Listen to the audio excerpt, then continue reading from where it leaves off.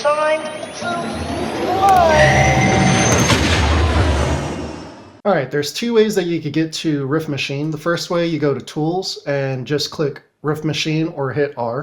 And you'll see that that starts playing the beat, and it pulls up Riff Machine with an instance of Citrus. But you'll notice that there's no MIDI information here, so what we'll have to do is click in a MIDI note, and I'm going to extend this out for 8 bars. Keep in mind you could add a lot more notes, and the more notes that you have, the more variation that you'll be able to create with Riff Machine. But I just want to show you how powerful this is, even with just having one MIDI note here. So once you're in piano roll, if you want to pull up Riff Machine on any MIDI information that you already have, you just hit Alt and E.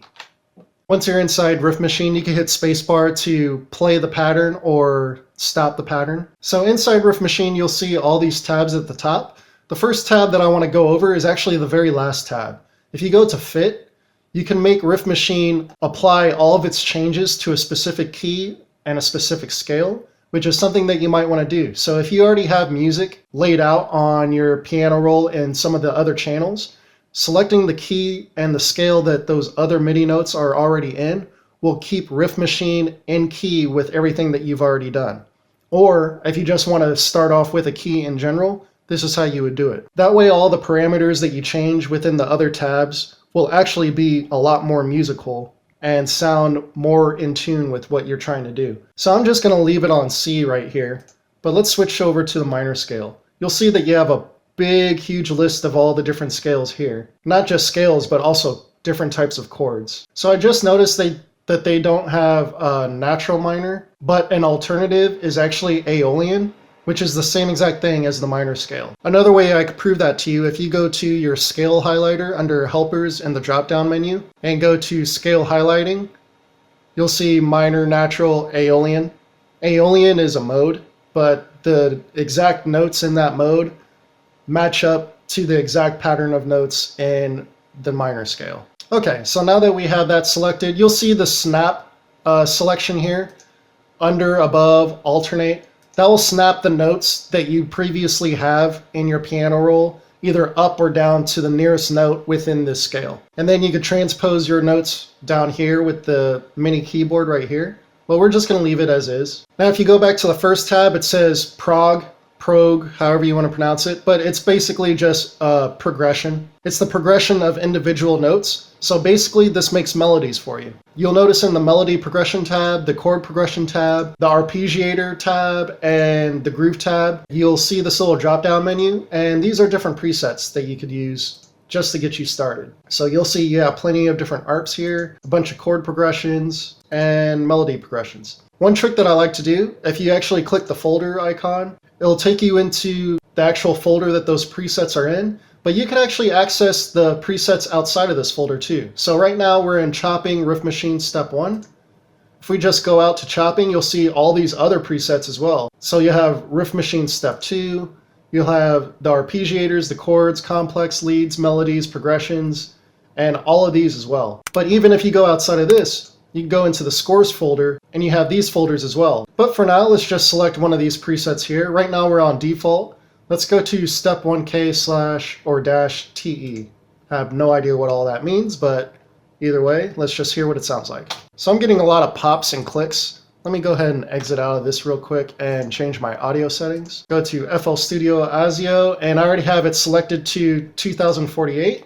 This is good to point out because I'm actually also a blog writer for flstudiomusic.com. Definitely check out that website. I already have, I think, 3 different blogs up so far. I started on January 1st, so definitely check those out. The very first blog I wrote about CPU optimization, so this is a good time for me to point that out. FL Studio ASIO works pretty good.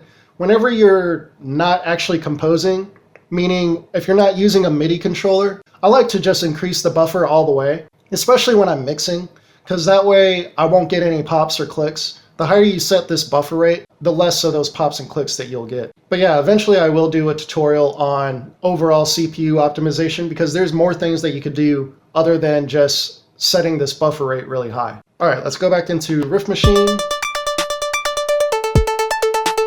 And you'll see when we pull that up, it's still kept all the settings that we have. So if we went back to the Fit tab Aeolian is still selected, and in the progression melodies tab, the preset that we chose is still there. So also inside your progression melodies, chord progressions, the ARP, and the groove tab, you'll see this little section called options, and this helps you to manipulate the notes. So if we slide this to the left, you'll see that these notes get a lot more complicated. If we slide it all the way to the right, it gets less complicated. So let's just listen to what that sounds like.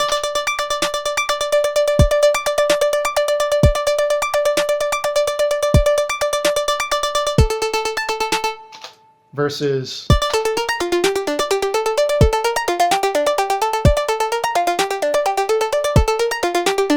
so I'm noticing that I'm getting a lot of lag with my internet connection, so I'm just gonna do this video full screen instead of having my camera. I'm actually getting a Wi-Fi extender installed here sometime this week, so hopefully in the future videos I'll be able to pull that screen back up just to be a little more interactive with you guys. Oh, and also today I'm actually ordering a new microphone, so for those of you that are hearing those harsh S's, that won't be the case anymore because I'll actually be using a real microphone instead of my phone. Definitely something to look forward to here in the next few tutorials. So underneath this time multiplier, you'll see these level settings. This will adjust the actual control information at the bottom of the piano roll, but you'll see some of these aren't really being affected so much.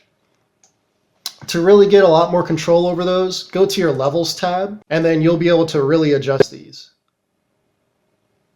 If you want to reset, just hit Alt and right click. Now let's move on to the chord progressions tab. It does exactly what it says it does. It turns your information into a chord progression. So let's switch this over to minor. But as you can see, because we only had one MIDI note, it's just altering those melodies a little bit more. So when you're just combining melody information with the chords tab, you'll just get even more complicated melodies. So let's just listen to what that sounds like.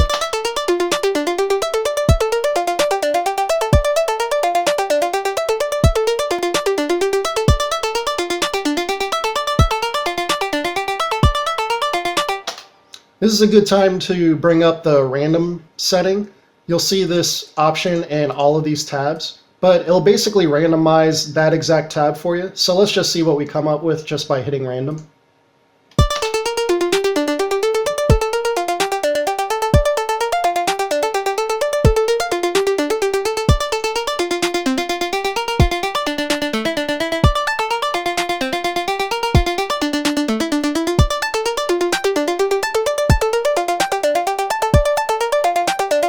And continuing with the concept of randomization, you'll see this little button down here called Throw Dice. And this will actually randomize everything, all of the tabs. So I actually recommend not really throwing the dice, especially if we already went to the Fit tab to restrict the scale. Unless you want to randomize everything and just go back into the Fit tab and change the settings back to the way that you had it. So the arpeggiator is exactly what it says it does. It arpeggiates the melody, which our melody is already arpeggiating. Another time multiplier, as you go to the left, it adds more notes. As you go to the right, it adds less notes.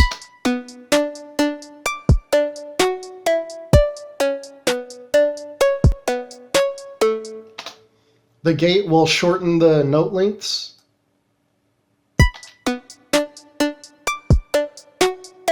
And then you should recognize these settings right here, like the range. The range is set to 2, so the notes are in between 2 different octaves.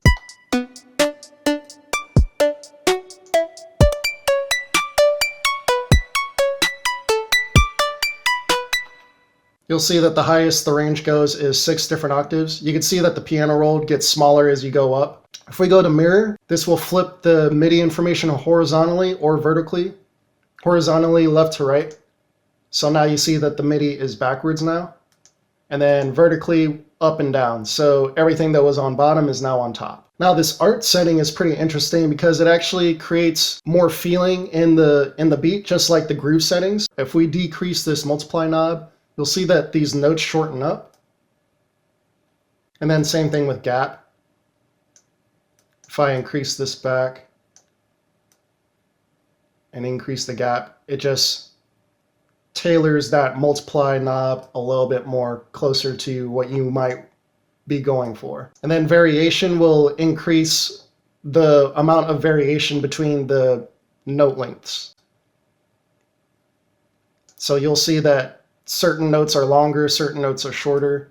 Less variation, more of the notes will have the same type of note lengths. Chop chords, again, experiment with this with chords, but it'll chop up your chord progressions. Use lengths that will keep track of the original note lengths that you had. If we turn that off, all the notes will be a lot more identical. So you saw before that these two notes were slightly different when we had no variation, but now they're exactly identical by turning the note lengths off. Seed actually affects the variation. So if we increase the variation up and we cycle through the different seeds, it'll actually alter which notes it's shortening and which notes it's elongating. So overall, that will create different grooves in your MIDI information. So now if we go to the actual groove preset, or the groove tab, you'll actually change the distance between the notes. It looks like for the most part, because of the notes being on the grid, I think this would change if we had the snap settings turned off. And sure enough, having the snap settings off will actually allow you to alternate this start time. So any note that isn't on the grid, it'll actually move that note for you. And then the sensitivity will be how much you want to move that note. So high sensitivity versus low sensitivity, or no sensitivity at all. It'll just leave the note exactly where it's at. Duration is almost the same thing as art. It's actually changing the note lengths here. And then I have quantize end time turned on. Quantize duration will have a more dramatic effect on all the note lengths. If you go to leave end time, it won't change anything. And leave duration, that won't change anything either. But Riff Machine works really well with just the one note that we had, and it came up with all this variation for you. So imagine if you were doing this with chords or even your own melodies. You're going to come up with all kinds of new ideas that you probably wouldn't have come up with by clicking in different notes on the piano roll, or even if you actually play piano like I do. A lot of these different variations I never would have come up with on my own. So yeah, that pretty much covers it for FL Studio's Riff Machine. If you have any comments, questions, or concerns, definitely leave them down below in the comments section. And if you like this video, give it a thumbs up. And if you haven't already, definitely subscribe and hit that notification bell for future videos. And I will see you in the next one. Peace.